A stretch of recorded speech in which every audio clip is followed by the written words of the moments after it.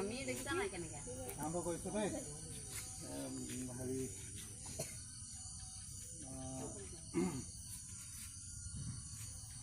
আজি সন্ধিয়া পৰত পানীগুৰা গাঁৱৰ যিজন নিৰণ বৰাৰ চোতালত আজি আমি গোট খোৱাৰ এটা উদ্দেশ্য। আপোনালোকে জানে আজি উচ্চতৰ মাধ্যমিকৰ ৰিজাল্ট হৈছে। সেই ৰিজাল্টত আমাৰ নীৰৱজ্যোতি গগৈ তেওঁ 3খনত লেটাৰসহ প্ৰথম বিভাগ পাইছে আৰু আমাৰ ঋতুপৰ্ণ বৰাই প্ৰথম বিভাগ পাইছে 1খনত লেটাৰসহ আৰু 2খনত লেটাৰসহ।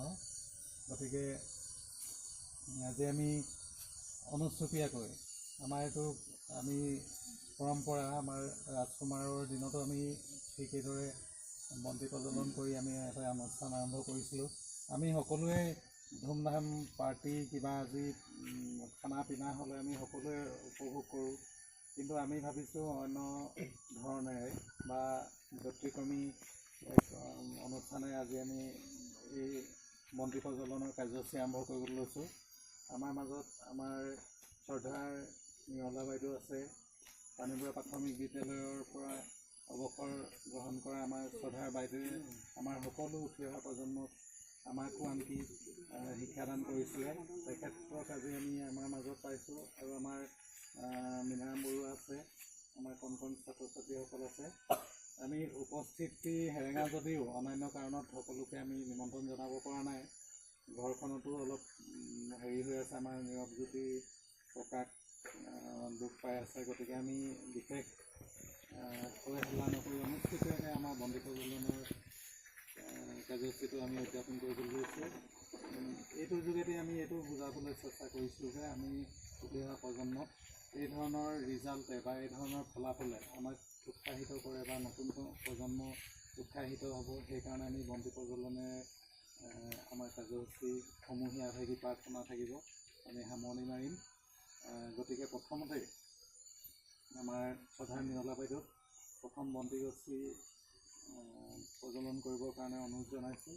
আমাৰ মীনাৰাম বৰুৱা আছে আৰু আমাৰ নীৰৱজ্যোতিৰ মাতৃ আছে। প্ৰথমতে তেখেতলোকক আমি এগছিকৈ বন্তি প্ৰজ্বলন কৰিবলৈ, যথেষ্ট বন্তি আছে আৰু বাকীসকলেও পাৰিব, সকলোকে আমি বন্তি প্ৰজ্বলন কৰিব শুভাৰম্ভ বাইদেউক কৰিবলৈ অনুৰোধ জনাইছোঁ। বাৰু আজি আমাৰ অতি শ্ৰদ্ধাৰ নিৰণ বৰা, শ্ৰীযুত নিৰণ বৰাদেৱৰ চোতালত এই পবিত্ৰ সন্ধিয়াটিত আমি সকলো সমবেত হৈছোঁ। তাৰ কাৰণ ইতিমধ্যে ভদ্ৰেশ্বৰ বৰাদেৱে কৈছে।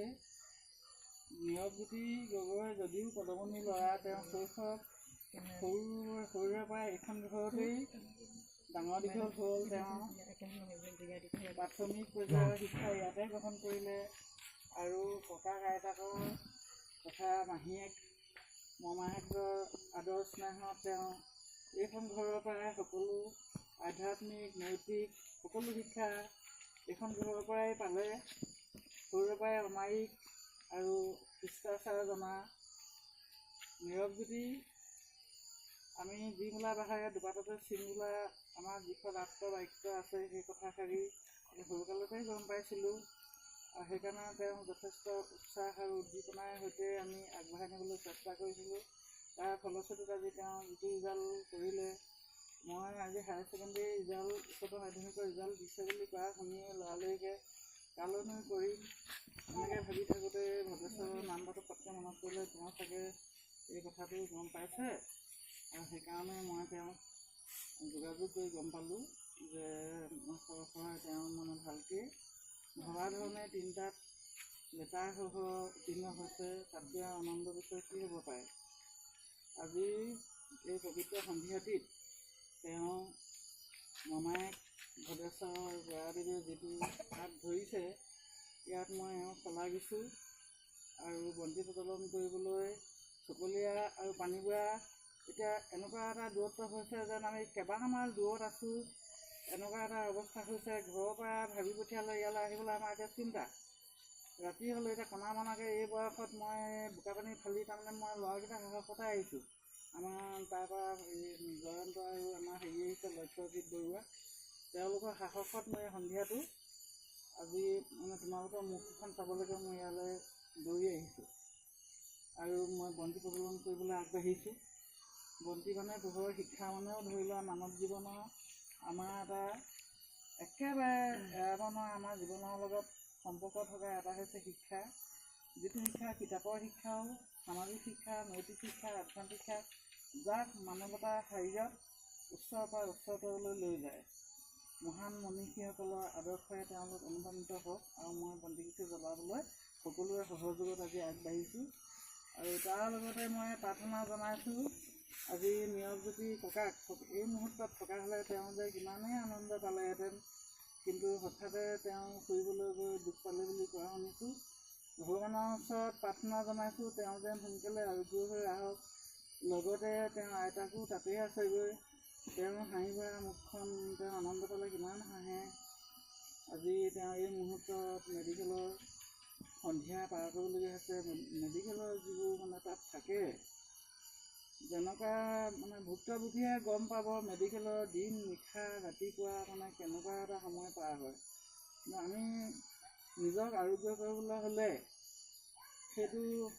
সেই দুঃসময়খিনি আমি পাৰ কৰিবই লাগিব।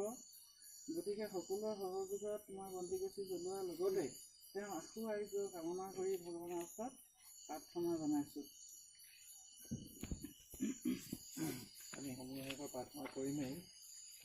আৰু আমাৰ মাজত আমাৰ জ্যেষ্ঠা বৌ ফুলবৌ আছে, ফুলবৌ এগছ লাগিব আৰু আমাৰ নীৰৱজ্যোতি মাক আছে, মাকে এগছ জ্বলাওক। প্ৰত্যেকে আমি জ্বলাম, কিন্তু প্ৰথমতে বাইদেউক শুভাৰম্ভ কৰিবলৈ দিছোঁ। এইটো ইফালে দিম চাগে ন, বাহিৰৰ ফালে দিম নে ভিতৰ ফালে? ঘৰৰ ফালে মোক কৈ দিম। ঠিক আছে বাৰু দেই। কৃষ্ণ নীৰৱজ্যোতি জীৱনটো এনেকৈ সদায় পোহৰ হৈ জাগত থ'ব দেই।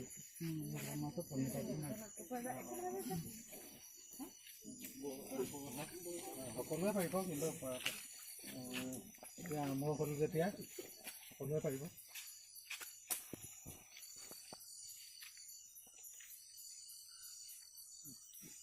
আমাৰ আমি সৰু সেইদিনা চকলীয়া গাঁৱতো ঠিক এনেকৈ লক্ষ্যজিৎ বৰুৱাৰ পদূলিত আৰু জয়ন্ত বৰুৱাৰ পদূলিত বন্তি প্ৰজ্বলন কৰিছিলোঁ। মেধাৱী ছাত্ৰ লক্ষ্যজিৎ বৰুৱা আছে, লক্ষ্যজিৎ বৰুৱাই এগছ জ্বলোৱা সেইটো নকয়, ইয়াত জ্বলাই দিলে হ'ব। জ্বলাই তাত দি দিলে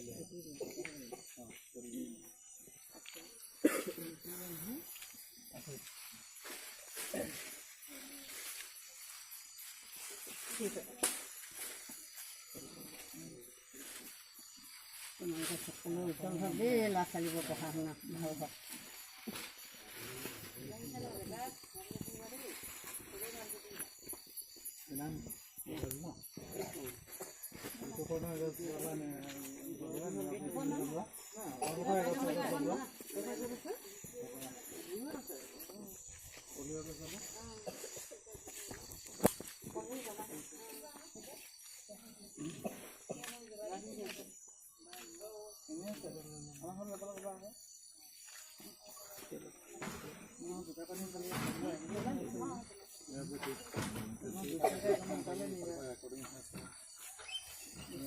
Recording